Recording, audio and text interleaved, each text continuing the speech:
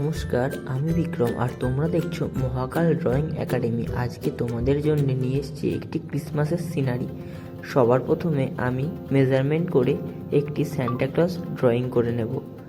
তারপর আস্তে আস্তে সান্টাক্লজের হাত, পিঠে একটি বস্তা, তারপর সান্টাক্লজের জামা এবং সামনে আরেকটি ছোট্ট বাচ্চা ফিগার ড্রয়িং করে নিলাম।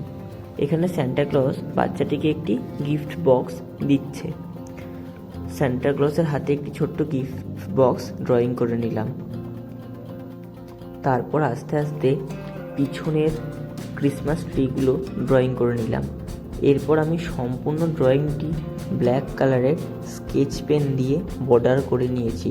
তোমরা চাইলে গ্লাস মার্কিং পেন্সিল অথবা 10B পেন্সিলও ব্যবহার করতে পারো।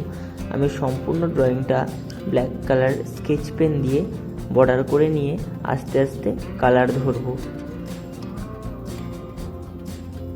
সবার প্রথমে আমি আকাশে স্কাই ব্লু কালারটি দিয়ে আকাশি রং করে নিলাম এবং একই কালার দিয়ে জমিতে স্কাই ব্লু কালার দিয়ে একটি শেড দিয়ে নিলাম, কারণ এইটি শীতের ড্রয়িং আর এখানে অনেক বরফ জমার জন্যে জমিতে স্কাই ব্লু কালার ব্যবহার করেছি। তারপর দূরের গাছগুলি কালার করে নিয়েছি, অর্থাৎ ক্রিসমাস ট্রিগুলি green, yellow, light green, medium green ও শ্যাপ গ্রিন আর ডিপ গ্রিন দিয়ে কালার কমপ্লিট করে নেওয়ার পরে সান্টাক্লজের টুপি ও জামায় অরেঞ্জ, ভার্মিলিয়ান ও রেড দিয়ে মিক্স কালার কমপ্লিট করে নিয়েছি।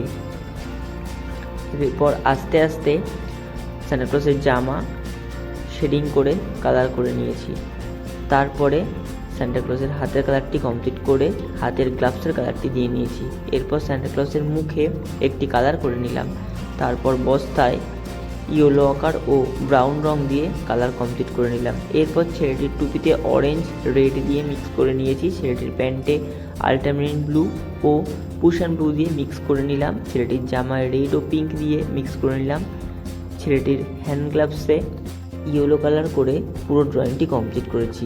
ড্রয়িংটি তোমাদের কেমন লাগলো কমেন্ট করে অবশ্যই জানিও।